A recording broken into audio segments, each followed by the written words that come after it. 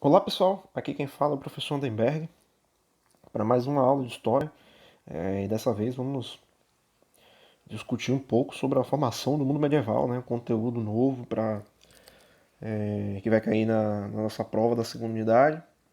Esse conteúdo abre as portas, né, para o mundo medieval, abre as portas para a Idade Média, especificamente para a Alta Idade Média, né? Vamos estudar a Alta Idade Média aqui e vamos lá, galera. Estudar um pouco a Alta Idade Média. Como é que se dá essa Alta Idade Média, né? Logo após o fim do Império Romano. Com base na periodização eurocêntrica sobre a formação desse mundo medieval.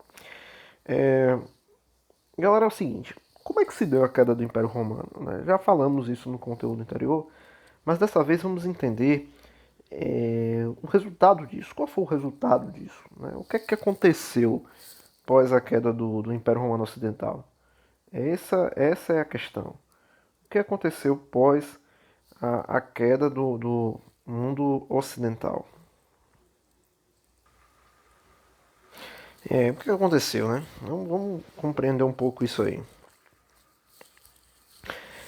Galera, é o seguinte, os bárbaros, que é um termo que foi utilizado pelos romanos, vale lembrar que é um termo pejorativo, utilizado pelos romanos para designar qualquer povo, era uma forma de caracterizar qualquer povo que não fosse romano, que não falasse o latim, que não tivesse os costumes e nem estavam em torno das instituições do Império Romano. O povo bárbaro, quem era, né? Eles eram povos de origem germânicos, né? Eles habitavam as planícies entre o Rio Reno e Vistusa na Europa. Como eles se organizavam, esse povo? Basicamente eram comunidades formadas por clã, é, obviamente compostos por famílias que partilhavam dos ancestrais comuns, isso que é constituído um clã. É, uma vez por ano reuniam-se em assembleias em um local considerado sagrado para eleger o chefe, julgar os conflitos e decidir sobre as ações militares. Vale lembrar que essa população, ela era se fazermos o seu desenvolvimento econômico era mais simples se compararmos o que era o Império Romano. Eles ao mesmo tempo não era estruturado como o Império Romano, onde existiam indivíduos especificamente militares. A estrutura social desses povos bárbaros, para você ter ideia, os camponeses eram também guerreiros. Né? Basicamente, as atividades econômicas deles eram a agricultura e o pastoril, e eles estavam em constante processo, eles eram constantes nômades, né, predominantemente, eles estavam sempre em constante movimentação em busca de novos solos férteis para o plantio, estabelecer em locais mais plantio. Lá no século I, quando após o fim com o fim da política da Pax Romana, e a necessidade de abastecer as tropas nas fronteiras do Império, aproximaram a Roma dos povos germânicos. Foi aí que se iniciou o processo de aproximação. Né? E logo no início, a relação, apesar de ter sido conflituosa, mas ocorreu também relações de trocas, né, do campo econômico.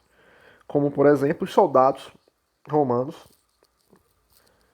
trocavam, né, madeira, trigo, pele, os, os germânicos para produtos romanos com vinho, metais preciosos e tecidos. Já no século II, a dificuldade de obter mão de obra escrava para o trabalho agrícola devido ao término das guerras de conquista levou Roma a arrendar os germanos pequenos lotes. A medida provocou uma infiltração dos bárbaros na região entre o rio Reno e Danúbio, onde os germanos passaram a cultivar os campos em troca de um dízimo pago ao governo imperial. Você vê que o processo de entrada por parte dos germanos foi de forma gradual.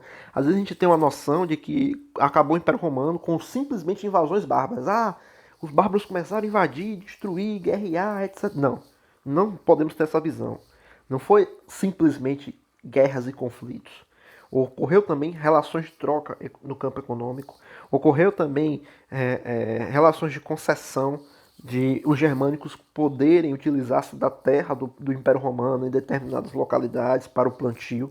Então foi assim que iniciou o processo de penetração do povo germânico no território Império Romano. E cada vez que o Império Romano ia se ruindo, ia se fragilizando as suas fronteiras, fragilizando as suas fronteiras em termos militares, que os povos germânicos, né, os povos que para o povo para os romanos eram chamados de povos bárbaros, começam a adentrar. Lá no século III, a Gália e a Espanha e o norte da Península Itálica foram saqueados por alamanos e francos. Na costa da Britânia foram invadidos por saxões. A banda oriental do Império sofreu a invasão dos godos, que atravessando o Danúbio chegaram a Tessalônica, na Macedônia, e Dácia, na atual Romênia. Alguns dos elementos também do ponto de vista dos conflitos. Né? Os romanos conseguiram conter as investidas dos germanos, mas tiveram de reorganizar o seu sistema defensivo para deter futuros ataques. Nas cidades de Milão, norte da Península Itálica, Trevas, na Gália, e Constantinopla, na Trácia, foram instalados fortes para frear o avanço dos invasores. Quando ocorreu algumas mudanças estruturais no exército romano, pessoal, e principalmente quando se reduziu o número de soldados nas legiões, contraditoriamente, olha como a história se constitui em relações dialéticas. E em relações dialéticas também contraditórias. Né? Relação dialética no sentido de relações de troca, através também de contradições. Quando se reduziu esse exército romano, o Império Romano, em suas fronteiras, estabeleceu também e incorporou também cavaleiros de origem germânica para tentar, vamos dizer assim, anexar esse povo para o Império. Isso foram as primeiras medidas de tentar montar um equilíbrio entre as forças romanas e os povos invasores. Né? A primeira tentativa. O mundo germânico, um pouco, né? Essa cotidiano. Vamos lá. A migração concedida dos bárbaros. A partir do século IV, a penetração dos povos germânicos no Império ocorreu com a licença e mesmo com o incentivo do Estado, que os recebia como povos federados. Esse elemento é importante vocês lembrarem. E esse é o momento da qual o Império Romano, já extremamente debilitado, ele já é permissível, por parte do Império, a chegada dos povos bárbaros ao seu território, a penetrar na sua civilização. Os francos, repelidos em sua primeira incursão à Gália e à Espanha, em fim do século III, foram penetrados nas fronteiras abandonadas do Império. No século IV, fixaram na Germânia. Visigodos, após vencer as legiões romanas em 378, século IV, foram recebidos na Dácia, como federados pelo imperador Teodósio, enquanto os ostrogodos se espalharam do Danúbio até a Península Itálica, aonde boa parte dessas invasões germânicas, chamadas de povos bárbaros, né, por parte dos romanos, e até mesmo por parte de alguns setores até hoje de historiadores que têm um ar ocidentalizado, elitista, eurocêntrico, por aí vai. Mas o fator é que ocorreu esse processo de penetração também por parte de uma permissão e também por parte de um desleixo organizacional do Império, onde se deu esse aval para a penetração do Império Romano. A aliança entre os chefes bárbaros e o governo imperial teve consequências de longo alcance. Foi a formação de uma autêntica cultura romano-germânica.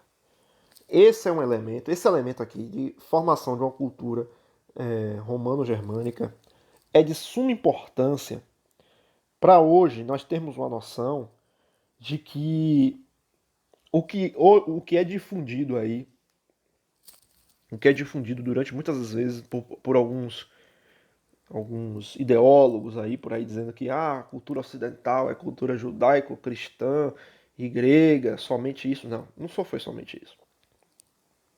A dita hoje chamada cultura ocidental, civilização ocidental, que vale lembrar que de forma até muito com, com ar de superioridade e até simplista, de tentar condensar toda uma história simplesmente em dois aspectos históricos, é muito simplismo isso. Vale lembrar que não só teve como base a formação das civilizações da parte ocidental do globo, não só teve como base a Grécia e a cultura judaico-cristã, não só foi isso. Teve como base os elementos germânicos, os elementos romanos, o elemento romano-germânico, o elemento árabe, a contribuição árabe para isso, persa. Isso deve ser levado em conta. Africano, isso deve ser levado em conta. Não é simplesmente dizer que só foi por conta de um somente elemento. O Império Romano jamais seria o mesmo, tampouco os germanos, com duas culturas influenciando simultaneamente. Os germanos absorveram, por exemplo, elementos da arte romana e transmitiram aos romanos suas técnicas nas artes orivesares. Por outro lado, o contato com os pregadores cristãos promoveram a evangelização dos federados que adotaram o cristianismo. Olha a troca da cultura. Olhe como os povos germânicos que eram predominantemente pagãos, né, eram predominantemente atrelados a religiões politeístas, quando iniciam um processo de aculturação com o povo, com o Império Romano, com a civilização romana, e muitos deles vão se evangelizar. Né? Em resumo, as invasões dos povos germânicos foram, de um lado, as ações militares de conquista e, do outro, migrações pacíficas sobre chancelela dos imperadores.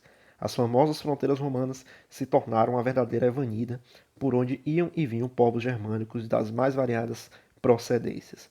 Esse último parágrafo é extraordinário. Vamos lá, Roma, o último suspiro de Roma. Né? No século V,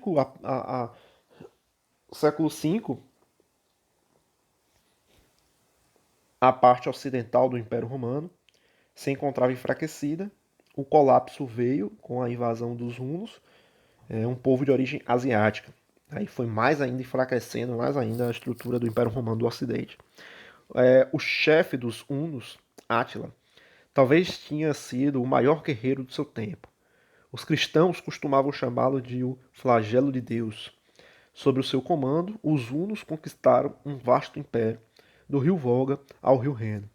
Em 450, investiram contra o Império Ocidental com uma rota semelhante à usada pelos vândalos em 406. Várias cidades foram destruídas no norte da Gália. Com muito esforço, um exército composto de romanos e germânicos conseguiu conter os hunos.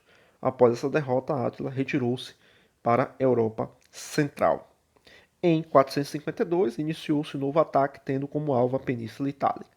A sua marcha destruiu Milão e quase conquistou Roma. A intercessão do Papa Leão I foi decisiva. Conseguiu que Átila se retirasse mediante o pagamento de um tributo anual. As negociações realizadas por Leão I reforçaram a autoridade papal no Ocidente em face de um poder imperial cada vez mais frágil. A morte de Átila, em 454, após o fim do Império Huno, foi dependente do carisma do seu líder, mas a situação do Império Romano só piorou. Roma não resistiu aos ataques desferidos em 476 por Odacro, chefe dos Herelos, descontentes porque seu povo não estava incluído entre os povos federados. Conquistou Roma, destronou o imperador Rômulo Augusto, enviou as insígnias imperiais a Constantinopla e assumiu o governo da Península Itálica, já que os outros domínios do Império Romano do Ocidente estavam controlados por outros povos germânicos. Por coincidência, o último imperador romano do Ocidente tinha o mesmo nome do lendário fundador de Roma, Rômulo. Assim, começou o período medieval, que os historiadores dividem em duas fases: a Alta Idade Média, que vai do século V ao século X, e a Baixa Idade Média, que vai do século XI até o século XV. O resultado do fim, fim definitivo do Império Romano está atrelado a uma coisa que a gente precisa se destacar aqui, que é o seguinte.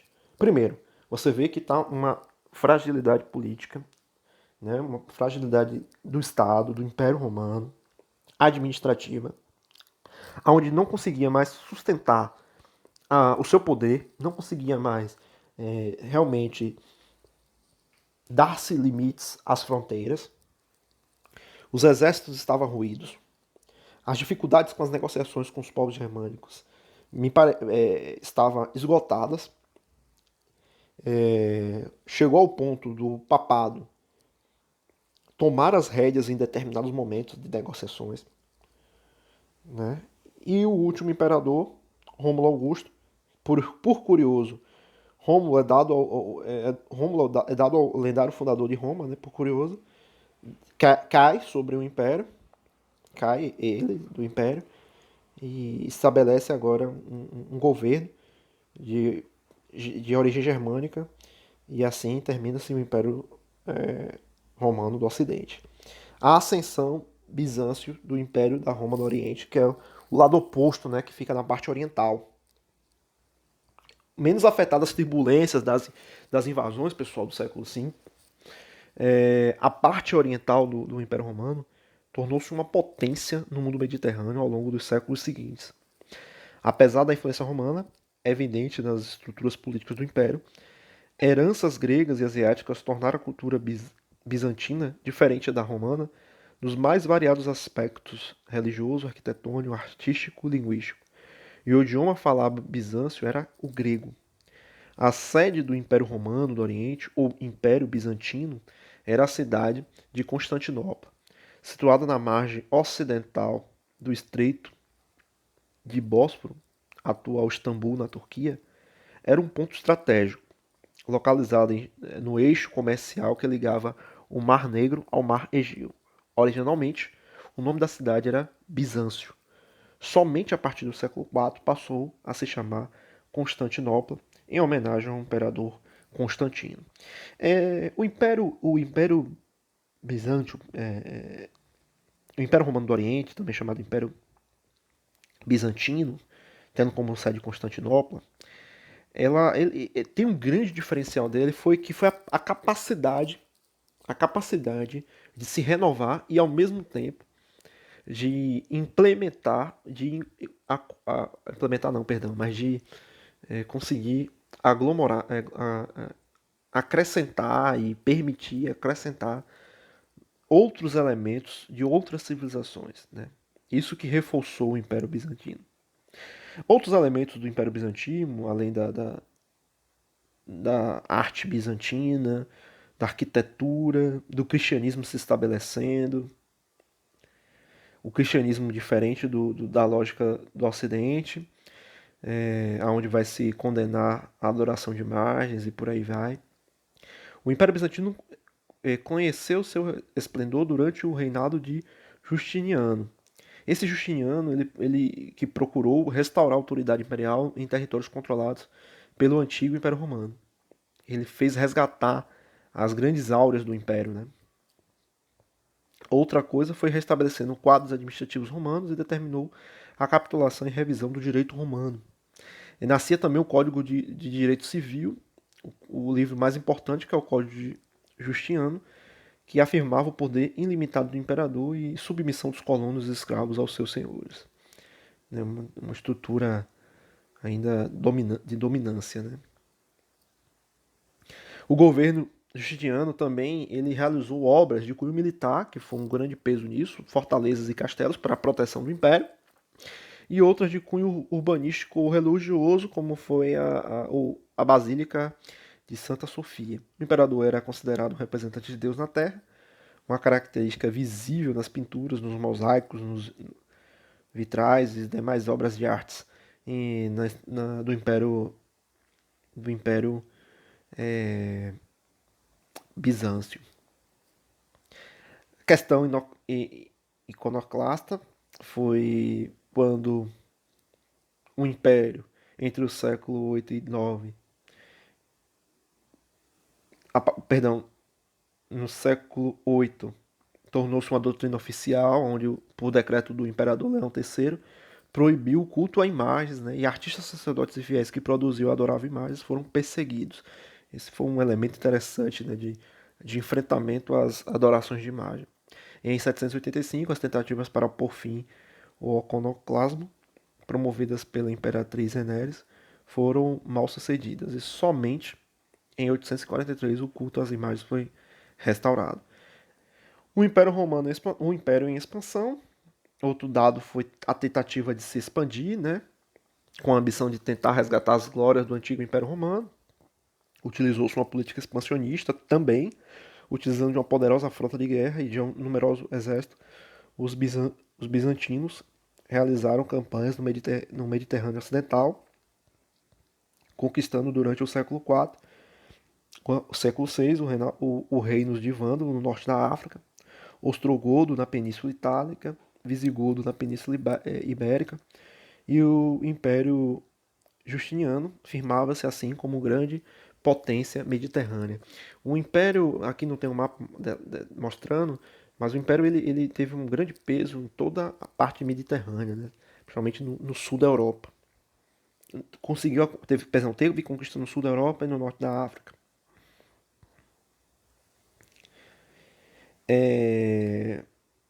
Após a morte de Justiniano, os domínios bizantinos se reduziram no Ocidente devido aos ataques dos lombardos na Península Itálica e dos eslavos nos Balcãs. E no Oriente Próximo, Bizâncio sofreu derrotas para a Pérsia Sândia, empenhada em controlar as rotas de acesso ao Mediterrâneo, cujo exército se apoderou da Síria, da Palestina e do Egito. A crise provocou mudanças nas instituições bizantinas durante a dinastia Heracléia. A administração foi restaurada a partir das prioridades militares e até o século IX passou ainda a conceder terras particulares em troca de prestação de serviços militares. Mas nada disso conseguiu restaurar as condições de grande potência que o Império Bizantino ostentou no século IV. Os bizantinos tiveram que se defender de velhos e novos inimigos, sobretudo dos povos islamizados, que se expandiram de forma espetacular no século VII, da qual vamos estudar, entender um pouco sobre a expansão do islamismo e dos reinos islâmicos. Então é basicamente isso, essa primeira parte. Vou deixar a segunda parte para o terceiro e quarto item da nossa aula de história. Até mais, pessoal. Tchau, tchau.